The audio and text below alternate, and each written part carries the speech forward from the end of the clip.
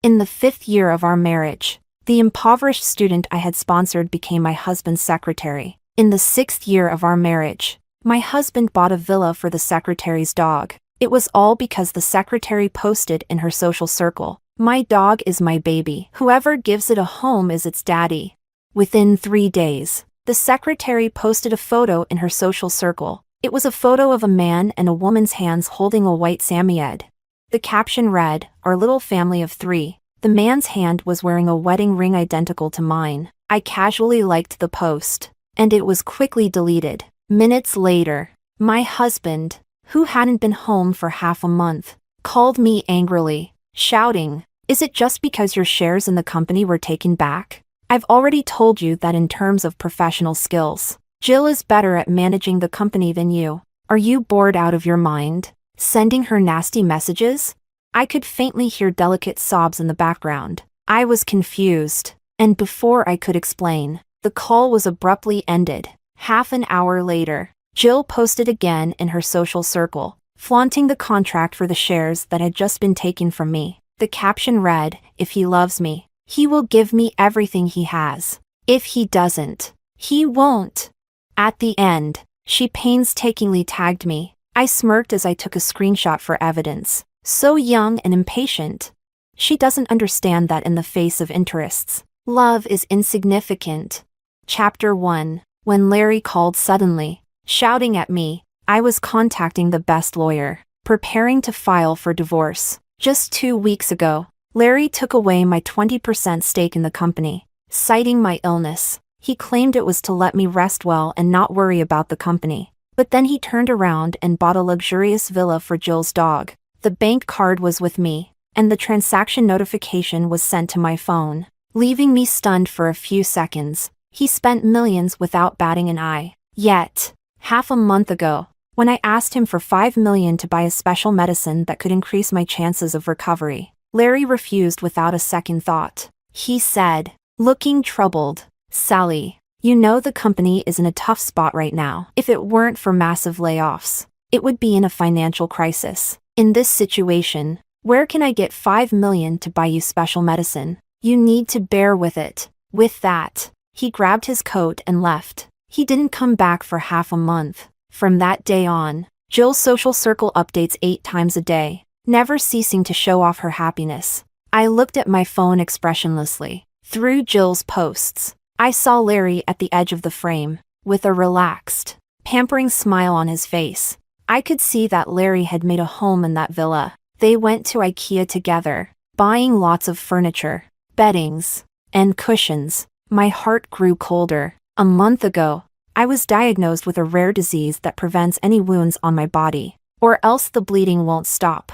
The doctor said this coagulation disorder is a complication caused by the rare disease. If I bleed too often, I will lose my memory and forget many things. I don't want to forget. So I stayed home, avoiding any accidents. I even lied to Larry, saying my illness might lead to paralysis, and I would need his care for the rest of my life. I thought he would, like 6 years ago at our wedding, firmly say, whether in poverty or wealth, in health or sickness, I will always protect you. But his expression was indifferent. He silently smoked cigarette after cigarette on the balcony. In the end, he only said, "Sally, I won't divorce you, but I need someone to accompany me for the rest of my life and want to have a child. You can't stop me from being with someone else." Chapter 2. The person Larry mentioned was his secretary, Jill. Jill was a poor student I had sponsored for 5 years. She was always grateful to me,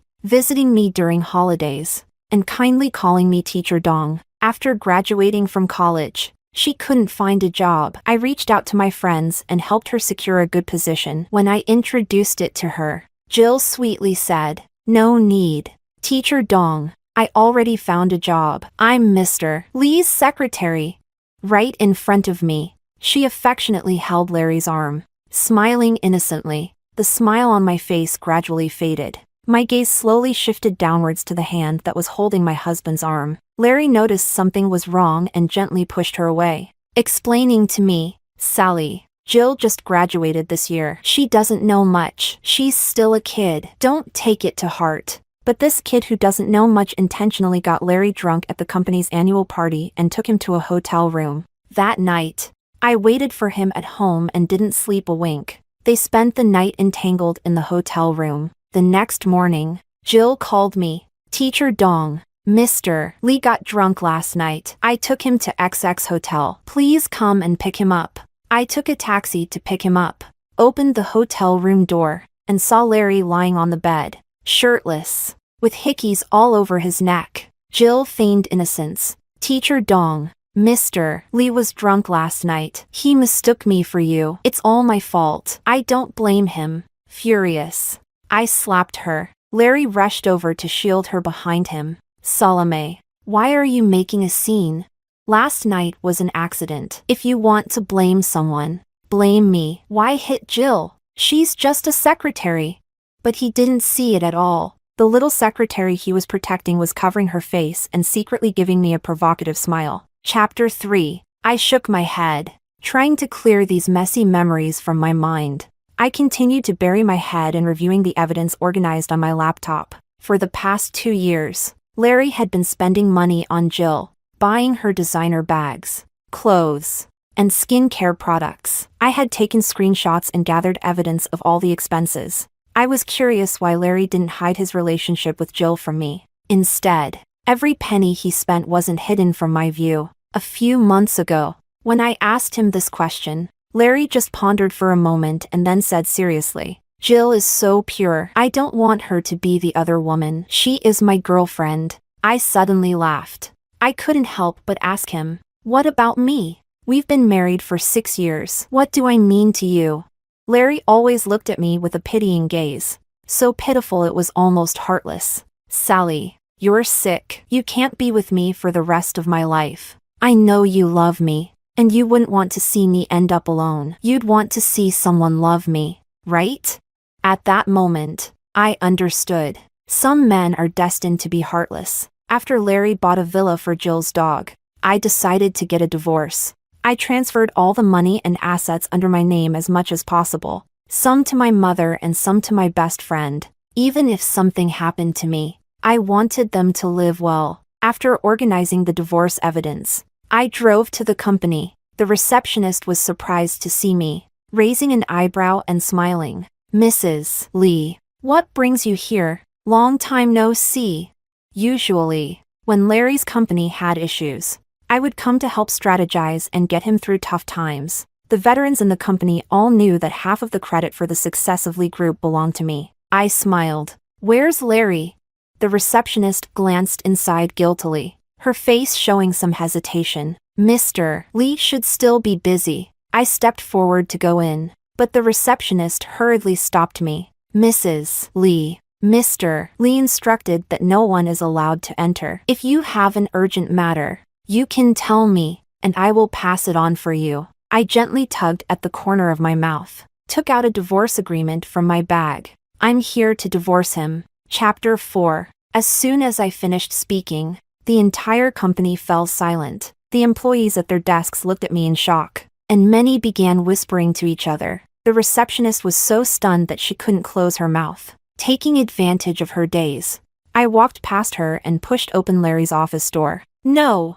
The receptionist's voice came too late. The door was already open. Inside the office, Jill was sitting on Larry's lap, his hands tightly around her waist as they kissed passionately. From outside came a series of gasps. The murmurs grew louder. No wonder Mrs. Lee wants a divorce. Mr. Lee is openly cheating in the office.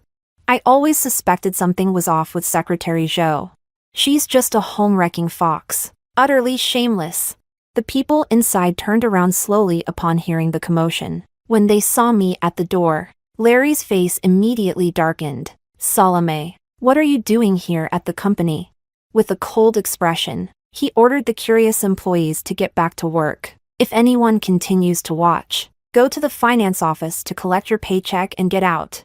Everyone was cautiously observing my expression. They thought I had come specifically to catch them in the act, or that I would put on a dramatic show. But I no longer cared. Without expression, I handed him the divorce agreement in my hand. Larry, review the terms to see if there's anything you want to add. Let's get divorced today. Larry abruptly looked up at me, stunned. After a moment, he chuckled softly. Salome, has your illness fried your brain? Do you know what you're saying?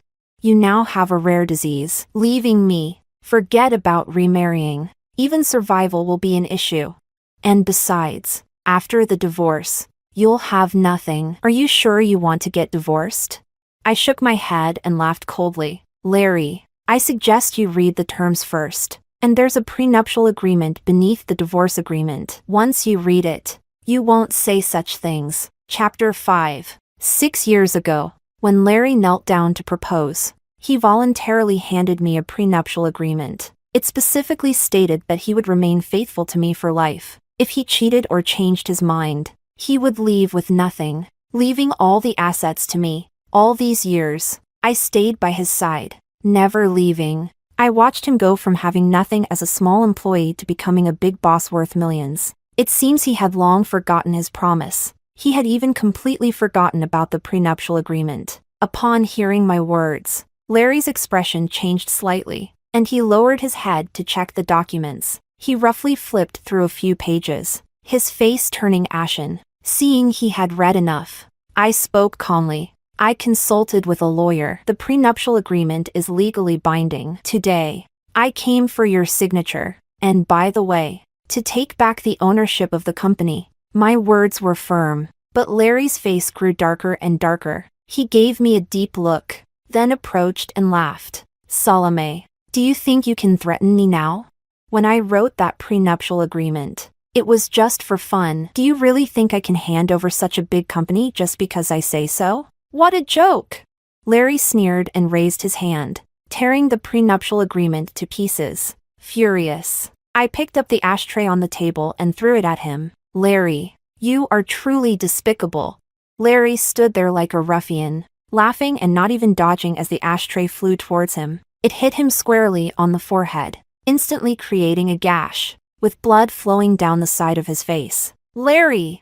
Jill, holding a cup of tea at the door and eavesdropping, rushed toward me upon seeing Larry's forehead bleeding. Salome, you shrew, how could you hit Larry? He must be in so much pain with that cut on his forehead. With a face full of concern, Jill tried to approach to comfort him, but Larry stopped her. Jill glared at me with hatred. You shrew, are you crazy for money? Now that you're sick, you can't take care of Larry for life. Why morally bind him? Even if you get divorced, you should leave with nothing. Chapter 6. Jill, seeking revenge for Larry, picked up the shards of the broken teacup from the floor and rushed at me. I'll make you feel Larry's pain too. Seeing the sharp shards about to touch my skin, I realized the danger and hurriedly stepped back, but Jill still came at me fiercely. She lost her balance and nearly fell, the shard cutting into my calf, instantly drawing blood. My face turned pale. I tried to cover the wound with my hand, but the blood kept flowing, and I couldn't stop it. Suddenly, I remembered the doctor's warning. You must avoid any injuries. One of the complications of your rare disease is a blood clotting disorder. If the bleeding doesn't stop, it could be fatal. Panicking, I grabbed tissues from the table and pressed them to the wound on my calf. But soon, the tissues were soaked with blood. Wah wah wah. Jill, standing aside, exaggeratedly held her finger, forcing out a few tears. Larry, my finger is bleeding. What should I do? Larry's face immediately filled with concern, and he lifted her in his arms. Jill, don't be afraid. I'll take you to the hospital right away. As Larry walked past me, I grabbed his pant leg desperately. Larry, call an ambulance for me. If the bleeding doesn't stop, I'll die. Larry paused, turned back, and looked at me coldly. Salome, are you done? It's just a cut, a little blood. Do you really have to curse yourself with death? Don't think that pulling this stunt will make me agree to divorce you. Dream on. Chapter 7. I looked sadly at his hurriedly retreating figure. Jill was cradled in his arms. Before leaving the office, she didn't forget to give me a provocative glance. When Jill picked up the shard, her finger got a small cut, and he made a big fuss about taking her to the hospital. Yet I was bleeding profusely. Larry completely ignored it. It's true what they say. When love is gone, nothing matters. Even if you hang yourself, he'll think you're swinging. In the end, it was the receptionist who called the ambulance for me. By the time it arrived, I had lost so much blood that I had fainted. The young female employees had never seen anything like this before. Pale with fear, they all followed me into the ambulance. I don't know how long it was before I woke up, and when I did, I saw the receptionist with red eyes sitting by my hospital bed. "Mrs. Lee, you're finally awake." My gaze fell on the phone she was holding tightly. It showed dozens of missed calls, all from the contact marked Mr. Lee. I curiously glanced at the 4-bag hanging by my bed. It was a bag of bright red blood, and the wound on my calf had stopped bleeding. "Mrs. Lee, the doctor said you have a blood clotting disorder. You've been unconscious for a whole day and night. We took turns donating blood to you, and that's how the bleeding finally stopped." As she spoke, the receptionist started crying again. "I never expected Mr. Lee to be so heartless. You're so seriously ill, and he hasn't come to see you even once." My brain felt muddled for a moment. It took me a while to realize who she meant by Mr. Lee. Finally, I remembered she was talking about Larry. The doctor was right. If I lose too much blood, I'll start to forget, little by little, about the people and things in my life. If that's the case, I need to act quickly to reclaim the company and all the assets. Since Larry won't agree to sign the divorce agreement or leave with nothing, I'll have to take the legal route. Chapter 8. Over the years, Larry has spent a lot of our joint marital assets on Jill. I intend to reclaim all of it, even if it was donated. I won't let such an ungrateful person benefit. Just as I was contacting the lawyer, the receptionist suddenly ran over with her phone. "Mrs. Lee, something bad has happened. What happened a few days ago has been posted online, and now everyone is insulting you." I looked up. There was a video of a few seconds on the website. It was the scene where I went to the company to find Larry and, in a fit of rage, threw the ashtray at him. The caption said, "This woman is heartless, suffering from a serious illness. Her husband stays by her side, but she is greedy and insatiable. Not only does she want a divorce, but she also wants him to leave with nothing." The comments below were even more outrageous. "I know this woman. She used to be a teacher, but then she probably lost her mind and went into business. I heard she's very cunning. To divorce her husband, she did whatever it took, even sending the student she sponsored to her husband's bed. This woman is terrifying. Whoever marries her is doomed." It was clear that someone had hired bots to smear me. I took screenshots of everything. I sent a copy to the lawyer. I stayed in the hospital for 3 days, and on the 3rd day, I advised the receptionist to stop staying with me and go rest. She felt sorry for me being alone, but she didn't know I had long been accustomed to it. I remember 2 years ago, on our wedding anniversary, I wore a dress Larry had given me. I thought he would like it, but he looked at me with disgust and pushed me away. "Salome, do you think you're still in your 20s? Aren't you afraid people will laugh at you for dressing like this? Now you're at least the wife of a CEO. You should look the part. Don't dress so garishly all the time. You embarrass me." Since then, I voluntarily stayed out of the public eye. When the media interviewed Larry, I would hide far away. At first, he would tell reporters that we started the company together from scratch, but gradually, it became all his achievement. Chapter 9. I also remember when Larry bought a villa for Jill's dog a few days ago. I couldn't help but call him. Before I could say anything, Larry snapped at me. "Salome, are you trying to get back the 20% company shares again?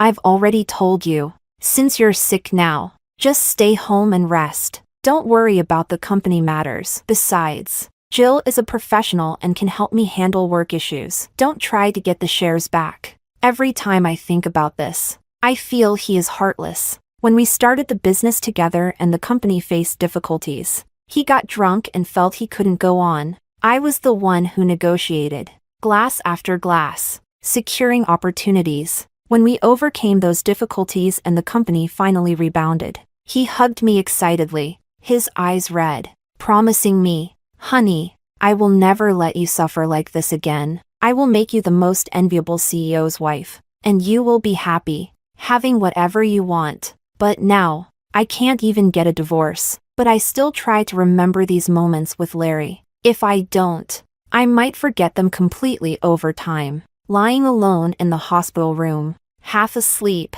someone opened the door. In the dimly lit room, a familiar figure walked in. His name was on the tip of my tongue, but I couldn't say it as I stared at his face, until Larry sat beside me and spoke softly. "Sally, I haven't visited you these past few days because I wanted to punish you. Always talking about divorce. It seems you've really been spoiled, since you keep thinking about the company matters. I talked to Jill today, and we'll give you back the 20% company shares. From now on, you go your way and she goes hers. You're not allowed to bother her or talk about divorce again." I stared at Larry's pretended calm expression at that moment. I couldn't help but laugh. How could I not know his intentions? But it's a pity that after 6 years of marriage, he still doesn't understand me. "Larry, I think I've made it very clear. I don't want the 20% company shares. I want to take back the entire company. Larry, you cheated, and you have to leave with nothing. That was your promise." Chapter 10. Why do you insist on getting a divorce? Larry frowned deeply. "Can you still live as well as you do now after leaving me?" I let out a bitter laugh. Hidden in the darkness, the Larry I once knew had long disappeared, replaced by someone unrecognizable. He was now convinced that I wouldn't dare to divorce, couldn't divorce, and even believed that I shouldn't divorce. He thought I was like a parasitic vine, unable to survive without him. What a joke! I'm not afraid of dying, so why would I continue to endure this miserable life just for a bit of comfort? Divorce is the only option. Larry, you and I both know our feelings for each other have completely broken down. This is the path you chose yourself. After saying this, I closed my eyes. Larry probably saw that I was unmoved and stubborn. He stared at me silently for a long time. Finally, he left without saying a word. The day I was discharged from the hospital, I called my lawyer and arranged to meet him at a cafe. But before I could leave the hospital, a swarm of media reporters surrounded me. "Mrs. Lee, is it true that you and Mr. Lee are getting divorced?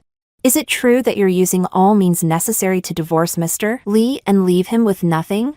Is it true that you allowed a poor student you sponsored to sleep with your husband? Don't you find that disgusting?" Microphones were thrust in front of me. Suddenly, I felt dizzy. "Please move." I tried to push through the reporters, but they only crowded tighter, giving me no way out. Someone pushed me hard. My hands and knees hit the ground, and blood started flowing. The dizziness intensified. I could only feel hot streams of blood flowing continuously from my hands and knees. There were gasps of horror around me. Blood. So much blood.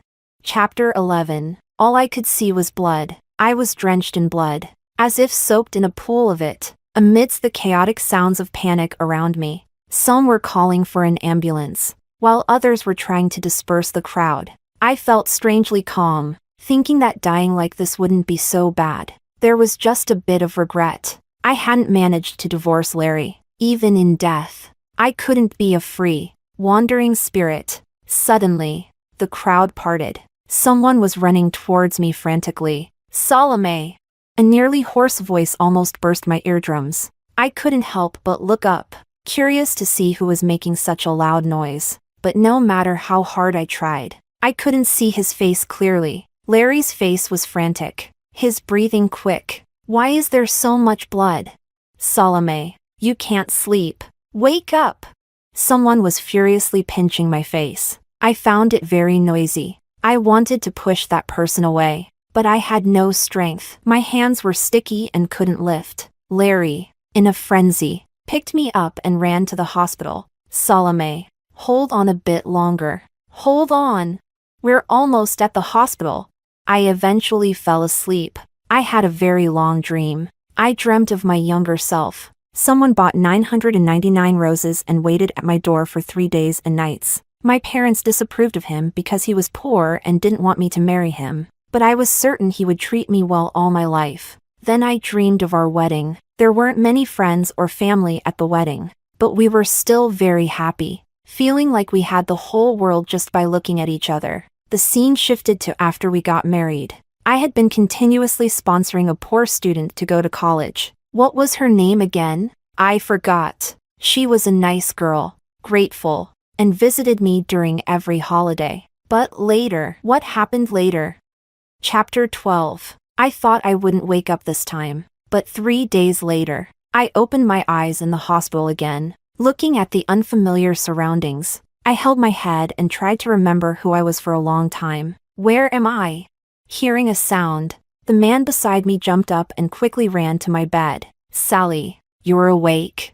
I'm sorry. I didn't know you. He rushed over to grab my hand, but I avoided him with a puzzled look. Who are you?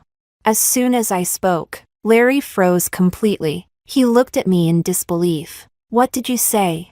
I was even more confused. Frowning at him, I asked who you are. I thought to myself, not only is this person inexplicable, but his hearing is also bad. Larry's eyes were red, staring blankly at me. Sally, I know you're mad at me, but please don't tease me, okay? I know I've neglected you these days. If it weren't for the media live stream, I wouldn't have known you bled so much. Sally, I'll be more considerate from now on. I'll spend more time with you. I impatiently covered my ears, not wanting to hear a single word. Who was this person? I didn't know him, and he was being so noisy. It was really annoying. I looked around. Seeing this, Larry immediately asked, "What are you looking for? I'll help you find it." My phone. After a long search, Larry handed me a phone. Sally, your phone. Chapter 13. I happily took the phone and quickly unlocked the screen, dialing my best friend Olivia's number. Olivia, I seem to have been hospitalized for some inexplicable reason. Can you come see me? And there's a strange man next to me who keeps bothering me. Please come and help me get rid of him. The more I spoke, the darker Larry's face became. Not long after, Jill also arrived. She came over and took Larry's arm. Mr. Dong, I didn't know you had a blood clotting disorder. I shouldn't have been so impatient that day. I'm sorry, but I did it for Larry because I care so much about him. That's why I lost control. Can you forgive me? Facing Jill's earnest gaze, I shook my head, looking confused. I don't know you. The two of them were momentarily at a loss. Larry's eyes instantly turned red. He suddenly went crazy, losing control and holding me in his arms. Salome, if you want to play, I can play with you, but speak properly. Don't scare me. I was so scared by him that I started crying loudly. What are you doing? Olivia's voice came from the hallway. She rushed in and hugged me. Olivia checked the red marks on my wrists and, enraged, slapped Larry hard. You're such a beast. You've already hurt Sally to this extent and still won't let her go. What exactly do you want? Larry looked up in shock. Sally is my wife. I love her too much to ever harm her. Olivia laughed coldly. She protected me behind her, pulling out a diagnosis slip from her pocket. How dare you say Sally is your wife? When she was diagnosed with a rare disease, why didn't you say she was your wife? When she needed companionship and help, why didn't you say it then? Now that she's forgotten you, you suddenly come out playing the role of the hurt man in love. What a joke. Chapter 14. Larry seemed unable to accept this fact. His face turned pale, and he shuddered all over. What did you say? She forgot me. How is that possible? Olivia, frustrated and angry, threw the diagnosis slip at his face. Open your eyes and see for yourself. Larry's hands trembled as he unfolded the diagnosis slip. It detailed my condition. After reading it, he was completely devastated. He kept repeating, "How could this happen? How could this happen? Why didn't Sally tell me from the beginning?" Larry looked at me with a face full of guilt, wanting to come over and ask for my forgiveness, but I was already resisting his approach. I just hid behind Olivia, asking her when I could be discharged and when these two strangers would leave my room. Olivia comforted me like a child. Don't worry. As soon as you're fully recovered, we'll leave. Jill couldn't help but sneer. Mr. Dong, stop pretending. This looks very childish. Larry, was she always this good at acting? Just to divorce you? Such extreme measures. Ah. Before she could finish speaking, Larry slapped her hard. Shut up. Larry's face turned ashen as he pointed to the door. We don't need you here. Get out. Larry knelt by my bedside, saying many things I couldn't understand. Finally, he looked defeated, like an old ox. Olivia, why did she forget me but still remember you? Isn't this just a show you're all putting on? Olivia laughed coldly. Do you think too highly of yourself? Do you think you're so important that the whole world needs to put on a show to deceive you? Do you find that amusing? Larry was completely silent. I didn't like him staying in the room, so Olivia drove him away. But Larry refused to leave. He clutched the diagnosis slip tightly, his face pale as he sat in the cold hallway. Chapter 15. That evening, Olivia brought me my favorite food. After dinner, can I come over to your place and play? Is that okay? I remember you said we would play the socializing game, and when it's over, you'll give me all the money, right? Olivia was taken aback for a moment, then smiled knowingly. Sure, the doctor said my memory stopped 6 years ago. Many things that happened in the past 6 years, I had selectively forgotten. During dinner, Larry set up my bowl and chopsticks, poured water, and gently reminded me, Sally, stop looking at your phone and eat properly. I ignored him entirely, laughing out loud at something on my phone. I showed a post from my social media to Larry, laughing so hard my stomach hurt. Look at this. It's so funny. This guy bought a villa for his secretary's dog. Ha ha ha.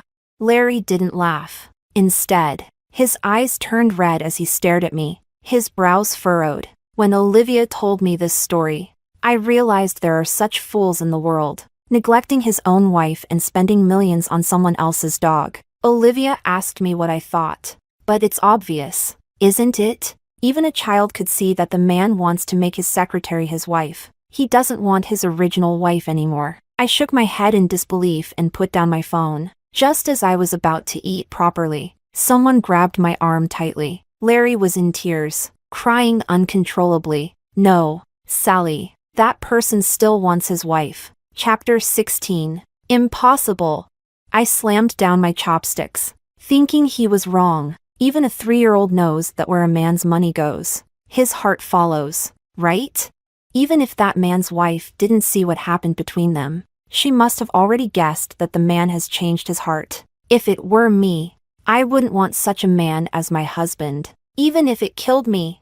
After saying this, I continued to enjoy my meal. But the person beside me was stiff, like a stone. The doctor said I had amnesia, that I couldn't remember many things. I often held my head thinking for a long time, not noticing anything missing in my mind. It still felt like life was the same as before. After dinner, I went to play with Olivia, but unlike before, she now had to work every day and was busier than ever. And that inexplicable man kept coming to see me every now and then. He would often cry with red eyes, and he would call my name, asking for my forgiveness. Once, I couldn't understand and turned to ask him, "You keep asking for my forgiveness, but why don't you tell me what you did wrong?" Larry was completely stunned. He thought for a long time. Sally, my biggest mistake was pushing you away, being blinded by delusions, blind in heart and eyes. Now I have completely severed ties with Jill. I have already taken back that villa. Sally, I saw your diary and the divorce agreement in the bedside drawer at home. I looked carefully. Besides the divorce, I agree to everything else you want, okay? I don't even want the company anymore. I'll give it to you too. Just please get better quickly. Remember me, okay?